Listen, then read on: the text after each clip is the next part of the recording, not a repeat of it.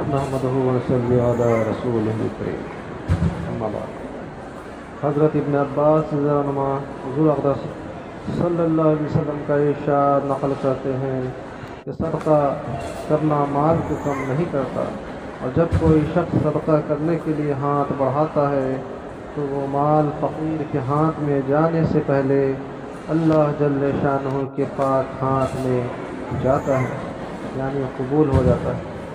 اور جو شخص ایسی حالت میں دست سوال بڑھاتا ہے کہ بغیر سوال کے اس کا کام چل جاتا ہو تو حق تعالی شانہ اس پر فقر کا دروازہ کھول دیتے ہیں۔ حضرت قیس بن صالح انصاری رضی اللہ عنہ فرماتے ہیں کہ میرے بھائیوں نے حضور اقدس صلی اللہ علیہ وسلم سے میری شکایت کی، یہ بہت اسراف کرتا ہے اور اپنے مال کو بے جا خرچ کرتا ہے۔ میں نے عرض کیا، یا رسول اللہ، میں باغ میں سے اپنا حصہ لیتا ہوں تو اللہ کے راستے میں خرچ کرتا ہوں، اور جو مجھ سے ملنے آتے ہیں ان کو کبھی کھلاتا ہوں، ان کو بھی کھلاتا ہوں۔ حضور صلی اللہ علیہ وسلم نے میرے سینے پہ ہاتھ مار کر 3 بار فرمایا، خرچ کیا کر، اللہ جل شانہ اس پر خرچ فرمائیں گے۔ اس کے کچھ عرصہ بعد میں ایک سفر جہاد میں چلا تو میرے پاس سواری بھی اپنی تھی، اور اپنے سب گھر والوں سے زیادہ ثروت مجھے حاصل، یعنی جو لوگ بڑی احتیاط کے ساتھ خرچ کرتے تھے ان کے پاس اتنا نہ تھا جتنا مجھے بے دریغ خرچ کرنے والے کے پاس تھا۔ حضرت جابر رضی اللہ عنہ فرماتے ہیں کہ ایک مرتبہ حضور اقدس صلی اللہ علیہ وسلم نے خطبہ میں ارشاد فرمایا، اے لوگو، اللہ سے توبہ کرو قبل اس کے کہ تمہیں موت آ جائے، اور نیک کاموں میں جلدی کرو اس سے پہلے کہ تم ادھر ادھر مشغول ہو جاؤ، اور اپنے اور اللہ جل شانہ کے درمیان تعلقات کو جوڑ لو۔ اس کا ذکر کثرت سے کر کے اور مخفی اور اعلانیہ صدقہ بہت کثرت سے دے کر، اس کی وجہ سے تمہیں رزق دیا جائے گا، تمہاری مدد کی جائے گی، تمہارے نقصان کی تلافی کی جائے گی۔ ایک حدیث میں آیا ہے کہ صدقہ کے ذریعے رزق پر مدد چاہو، دوسری حدیث میں آیا ہے کہ صدقہ کے ذریعے سے رزق کو اتارو۔ ایک حدیث میں آیا ہے کہ صدقہ سے مال میں زیادتی ہوتی ہے۔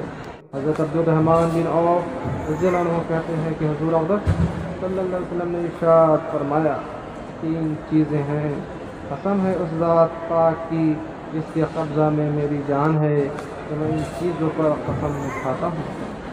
اول یہ کہ صدقہ کرنے سے مال کم نہیں ہوتا، اس لیے خوب صدقہ کیا کرو۔ دوسرے یہ کہ جس بندے پر کوئی ظلم کیا جائے اور وہ اس کو معاف کر دے تو حق تعالی شانہ قیامت میں اس کی عزت کو بڑھاتے ہیں۔ تیسری بات یہ ہے کہ نہیں کھولتا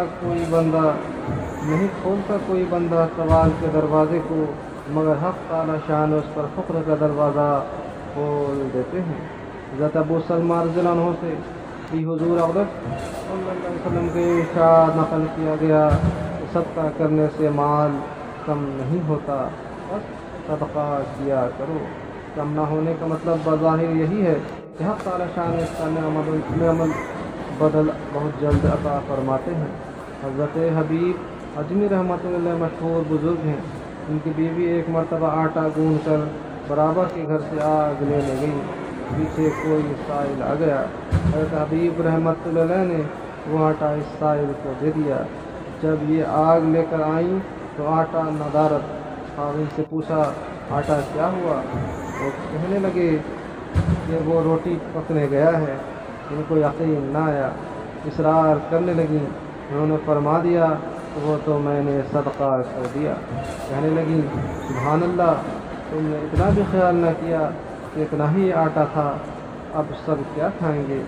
آخر ہمارے لیے بھی تو کچھ چاہیے تھا۔ وہ کہہ ہی رہی تھی کہ ایک آدمی بڑے پیالہ میں گوشت اور روٹیاں لے کر حاضر ہوا۔ کہنے لگیں کیسے جلدی پکا لائے اور سالن اضافے میں ساتھ لائے؟ اس قسم کے واقعات کثرت سے پیش آتے ہیں، مگر ہم چونکہ حق تعالی شانہ کے ساتھ تعلق نہیں رکھتے، اس لیے غور بھی نہیں کرتے یہ نعمت اس چیز کے بدلے میں ملی، ایسی چیزوں کو سمجھتے ہیں اتفاقاً فلاں چیز مل گئی، ورنہ کیا ہوتا، حالانکہ وہ چیز آئی ہی ہے خرچ کرنے کی وجہ سے۔ اللہ جل شانہ ہم لوگ سننے کی زیادہ نہیں